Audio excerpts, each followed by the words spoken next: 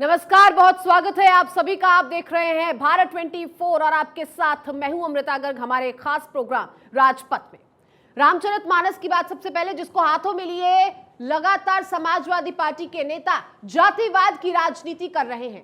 Poster और सड़क पर जुलूसों के जरिए अखिलेश के सैनिक दलित पिछड़ों को शूद्र घोषित करवाने पर आबादा है। मायावती ने अब इस सियासत को संविधान विरोधी करार दिया है और इसी तरह धर्म के आधार पर एक जंग बाबा रामदेव के खिलाफ सपा सांसद शफीकुर रहमान बर्क लड़ रहे हैं। देखिए ये रिपोर्ट।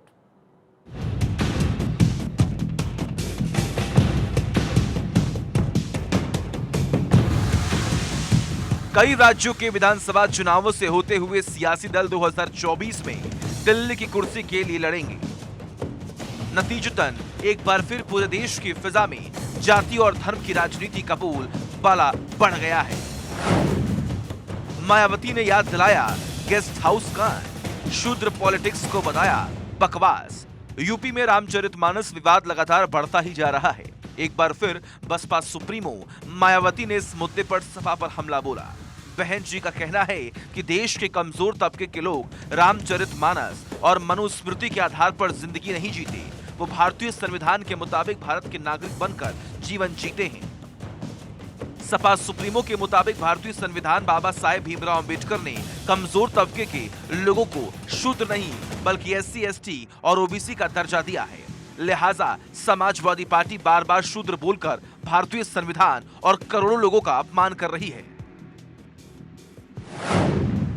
मायावती का खुला ऐलान, सिर्फ BSP ने किया दलितों का सम्मान, बाकियों ने नाटकबाजी कर किया इस्तेमाल।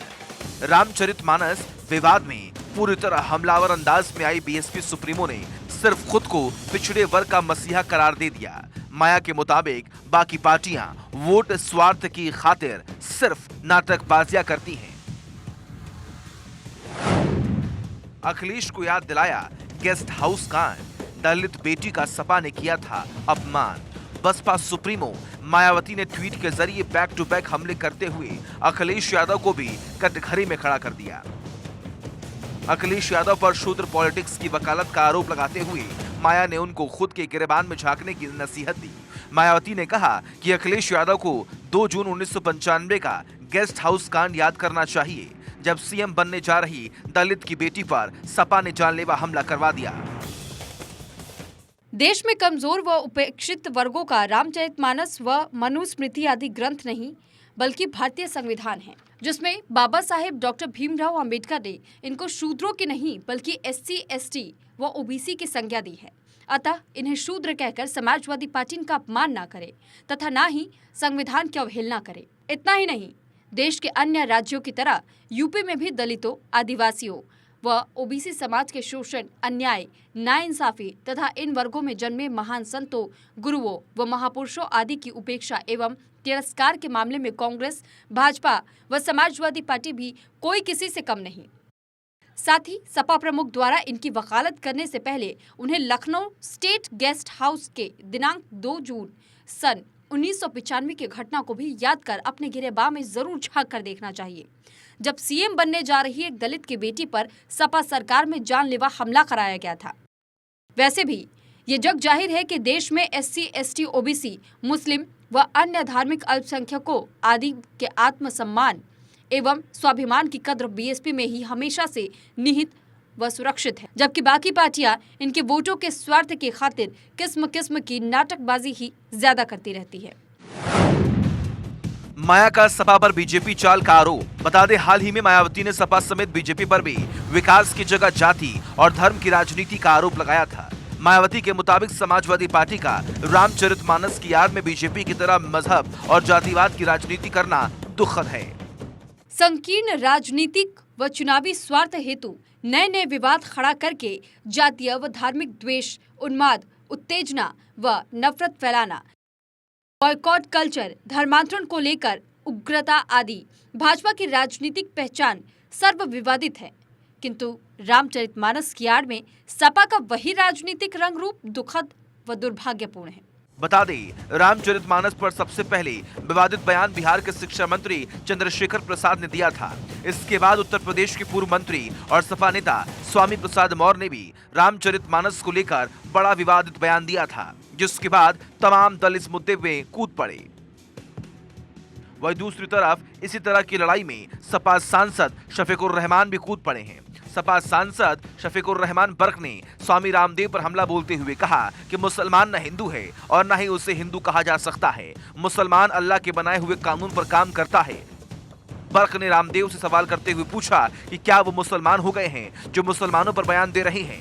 बर्क ने कहा कि पहले रामदेव को कुरान पढ़नी चाहिए, फिर कुछ बोलना चाहिए।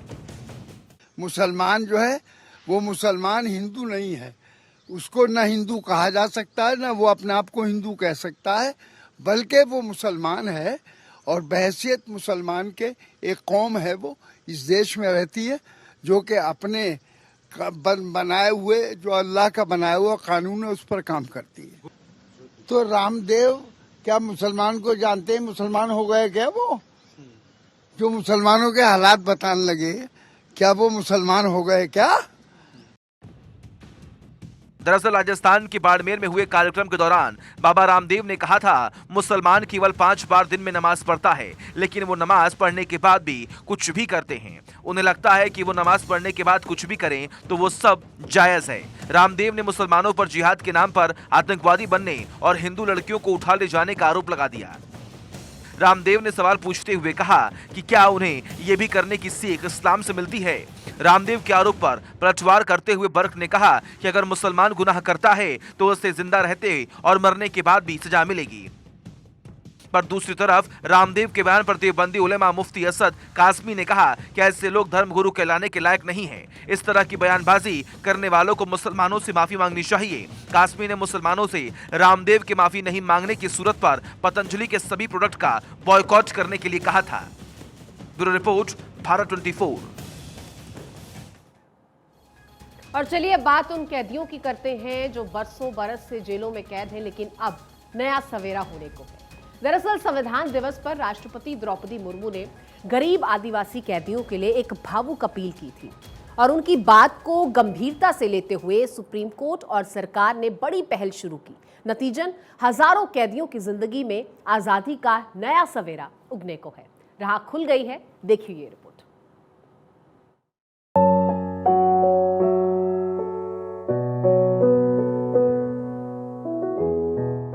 चंद पैसे बने खुली सांस में रुकावट। भारतीय जेलों की हालत बहुत ज्यादा खराब है। सलाखों के पीछे क्षमता से कहीं ज्यादा कैदी सालों से बंद है। इनमें से हजारों बंदी ऐसे हैं जिन्हें कोर्ट जमानत दे चुका है, पर चंद पैसे या पहचान के 2 लोग नहीं होने की वजह से ये जेल में घुट कर रह जाते हैं। सैकड़ों कैदी ऐसे भी हैं जिन्हें अदालत ने सजा के साथ कुछ रुपए जुर्माने की सजा सुनाई थी। सजा का वक्त पूरा हो चुका है, पर जुर्माने के पैसे नहीं होने की वजह से ये भी महीनों तक सलाखों के पीछे ही पिसते रहते हैं। नतीजतन जेल में कैदियों की बाढ़ बनी रहती है। राष्ट्रपति की भावुक अपील का बड़ा असर। गरीब कैदियों के लिए आगे आई सरकार। सुप्रीम कोर्ट ने भी संभाली कमान। भारतीय जेलों में बंद ऐसे गरीब कैदियों की फिक्र अब सरकार को भी होने लगी है। नतीजतन जमानत न मिल पाने या जुर्माना नहीं भर पाने की वजह से सालों साल जेल में सड़ने को मजबूर कैदियों के दिन फिरने की बड़ी उम्मीद जगी है। राष्ट्रपति द्रौपदी मुर्मू, प्रधानमंत्री नरेंद्र मोदी से लेकर सुप्रीम कोर्ट तक ने ऐसे कैदियों की रिहाई के लिए अहम पहल की है।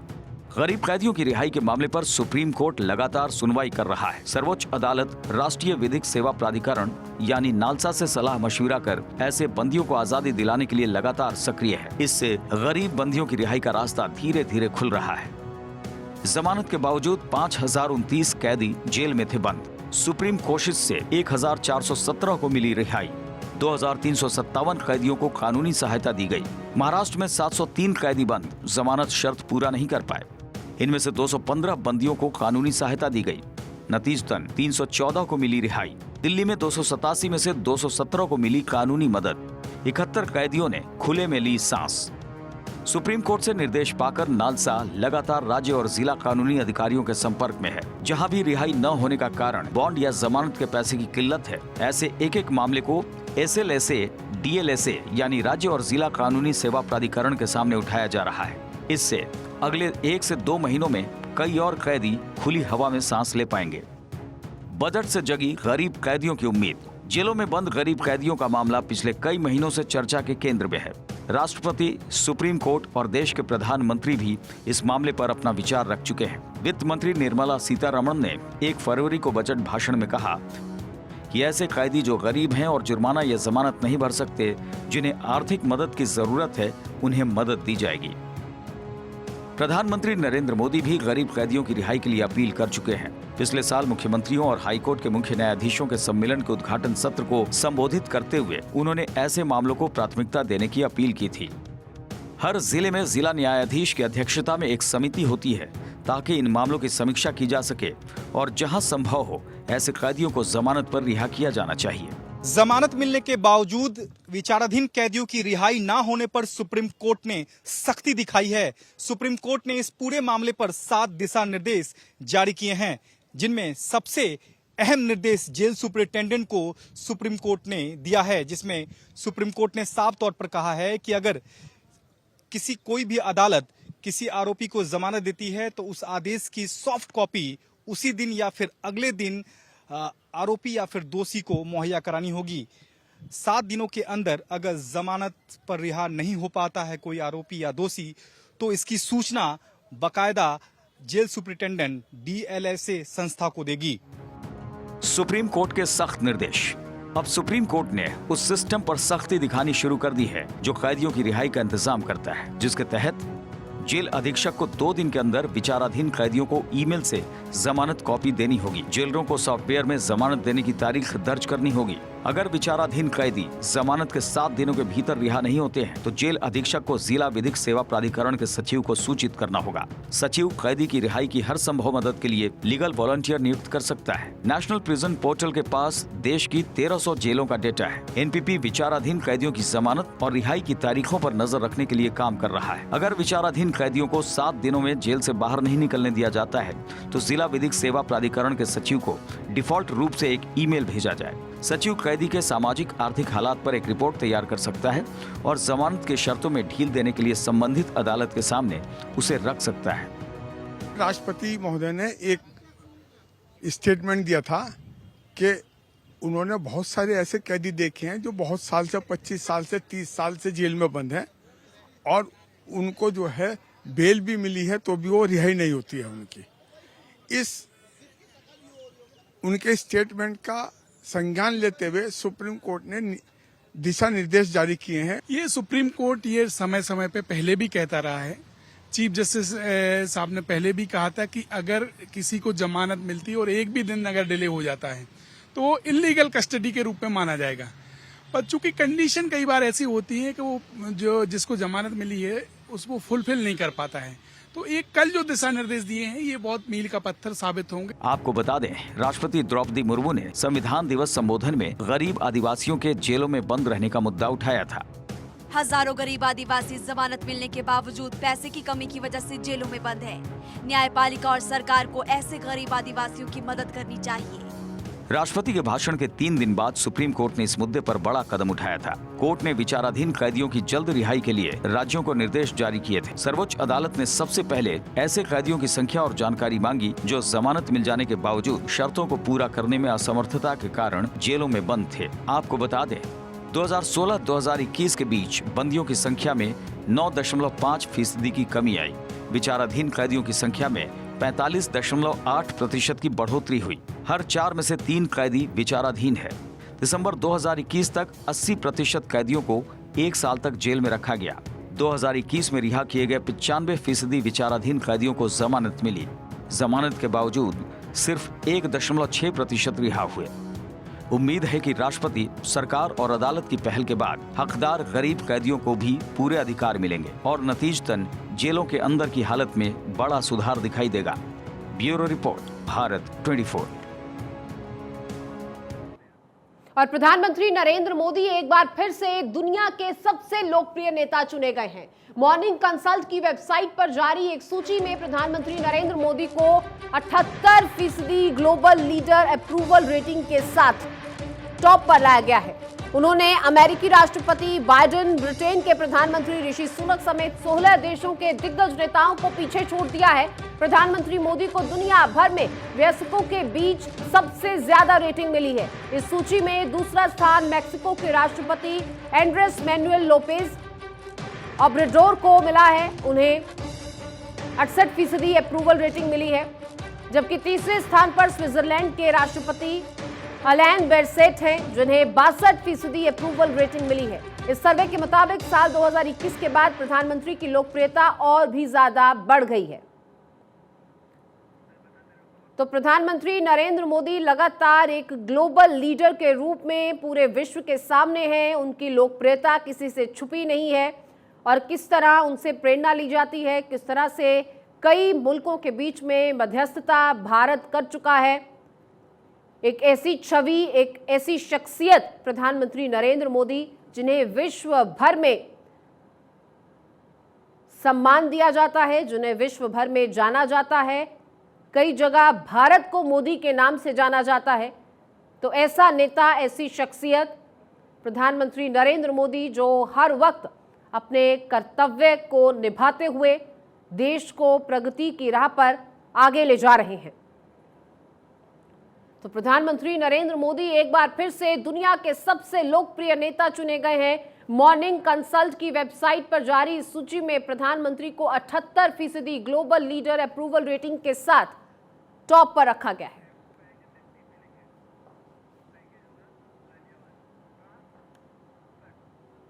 और चलिए बात गाजियाबाद की करते हैं, जहां गाजियाबाद में एक अजीबोगरीब मामला सामने आया। यहां एक शख्स ने बड़े आराम से एक क्राइम वेब सीरीज देखी। उसका मकसद था अपनी ही पत्नी की हत्या कर शव को ऐसे ठिकाने लगाना कि पुलिस उस तक कभी पहुंच ही ना पाए। और अपने इस प्लान को उस शख्स ने बड़े इत्मीनान से अंजाम दिया। अंजाम देकर वो शख्स खुद पुलिस के पास पहुंचा और उसके बाद क्या कुछ हुआ, इस रिपोर्ट के जरिए देखिए।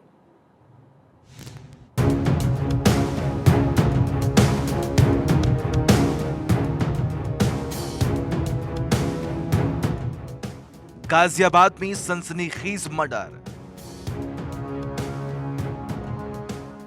पत्नी का गला घोट जमीन में किया दफन। बाजरा डालकर दी फसल की बुआई। वेब सीरीज देख मर्डर तरकीब पाई। गाजियाबाद में एक पति ने अपनी पत्नी की गला दबाकर हत्या कर दी। इसके बाद वह पूरे एक दिन तक लाश के साथ ही घर में मौजूद रहा।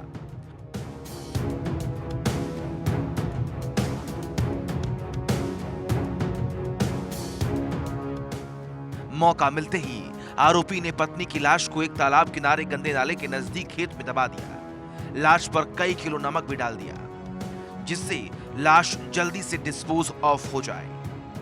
सिर्फ इतना ही नहीं, आरोपी ने लाश को दफन कर उसके ऊपर बाजरा डाल दिया ताकि वहां पौधे उग जाएं। दरअसल गाजियाबाद के भोजपुर में 30 साल की अंजू नाम की महिला की गुमशुदगी रिपोर्ट लिखाई गई थी।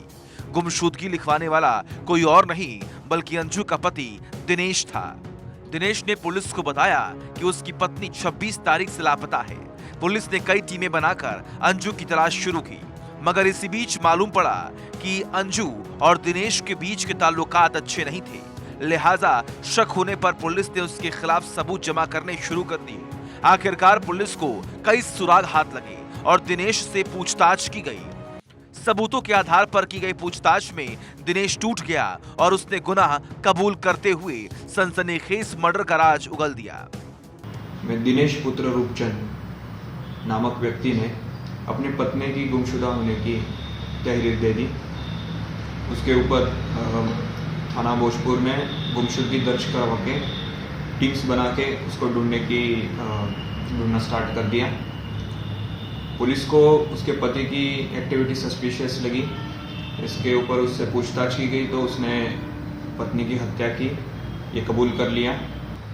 पुलिस ने बॉडी रिकवर कर ली है और आगे की वैधिक कार्रवाई जारी है। पुलिस पूछताछ में मालूम पड़ा कि वारदात अंजाम देने से कुछ समय पहले दिनेश ने कई क्राइम वेब सीरीज देखी थी। उसका मकसद पत्नी को मारकर ठिकाने लगाने की तरकीब खोजना था। हालांकि दिनेश ने अपनी पत्नी की खौफनाक तरीके से हत्या तो कर दी, पर अपने बुने जाल में फंसकर सलाखों के पीछे भी पहुंच गया। Bureau report, Bharat 24।